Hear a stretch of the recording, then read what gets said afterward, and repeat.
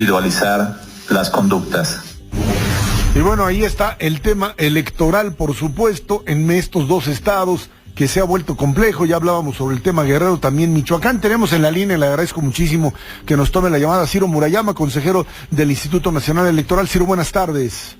Hola, estoy encantado de estar en tu espacio. Muy buenas tardes. Este debate con respecto a si se pueden o no realizar elecciones, tanto en Michoacán como en Guerrero, o en algunas zonas de estos estados, ha derivado pues en esto, ¿no? En una verdadera polémica con respecto a, por un lado, la importancia de hacerlo, pero también de crear condiciones que pudiesen ser lo suficientemente, sólidas como para que las elecciones se puedan realizar sin que, además, entre otras cosas, no solamente haya violencia, sino que el crimen organizado se apodere de las mismas.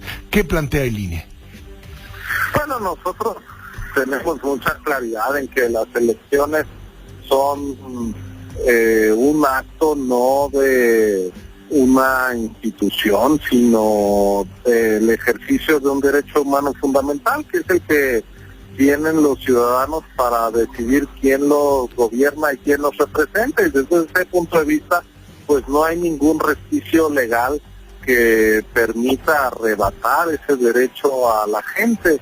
Incluso el artículo 29 constitucional, cuando plantea situaciones excepcionales donde se suspenden garantías y derechos, expresamente dice que los derechos políticos no pueden ser suspendidos. También la propia Constitución define que en caso de desaparición de poderes, pues lo que tiene que hacer para que estos se restablezcan son elecciones, de tal manera que las elecciones son parte de la solución a la complejidad de la vida, y nosotros estamos trabajando para que las elecciones puedan realizarse, porque de lo contrario, pues lo que tenemos es un vacío que a nadie nos conviene. Uh-huh.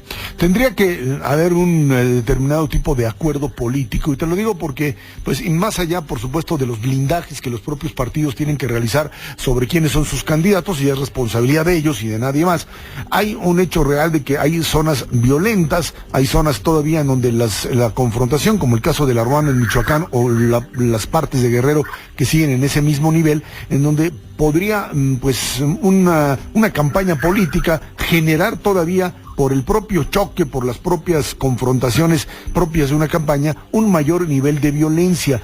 ¿Tiene que existir este acuerdo? ¿Es necesario? ¿O es algo que, pues, solamente, digamos, las propias autoridades estatales podrán ejercer algún tipo de control? Y si no, pues el Poder Federal. ¿Cómo lo ven? Mira, yo creo que el gran pacto para que nuestra vida no se desborde, para que no nos volvamos un país francamente inhabitable, está en la Constitución, y los partidos políticos, las autoridades municipales, estatales y federales tienen que trabajar en ese sentido. Yo soy totalmente consciente, como mis colegas, de que hay municipios donde existen situaciones muy delicadas. Bueno, ahí las distintas autoridades tienen que trabajar para establecer las condiciones de normalidad. Pero yo te diría, no solo para celebrar elecciones. El hecho de que no se pudieran celebrar elecciones, lo que te estaría diciendo es que la vida está asfixiada. Y yo creo que nadie debería de acompañar la idea de que esta asfixia de la vida cotidiana, donde la gente no pueda salir a ejercer sus derechos, donde no puedan los ciudadanos, que son finalmente los protagonistas de unas elecciones, instalar la casilla, recibir el voto de sus vecinos. Si eso ocurre, yo creo que es un tema mucho más allá de un acto electoral. Por lo mismo, yo creo que todo el Estado mexicano, sus fuerzas democráticas, sus actores sociales, los medios de comunicación, lo que debemos estar trabajando, impulsando, es que no se nos asfixie, y que todos, en vez de estar, digamos, dando rienda a suposiciones, a escenarios que realmente, desde mi punto de vista, son intransitables, nos preguntemos cómo todos contribuimos a que este acto básico de una sociedad democrática, civilizada, donde los poderes no se imponen por la fuerza, por la barbarie, se puede realizar. Esto es ese acto básico que inventó la humanidad que se llama votar. Yo creo que nos tenemos que permitir tener elecciones como una condición de cohabitación básica, ¿no?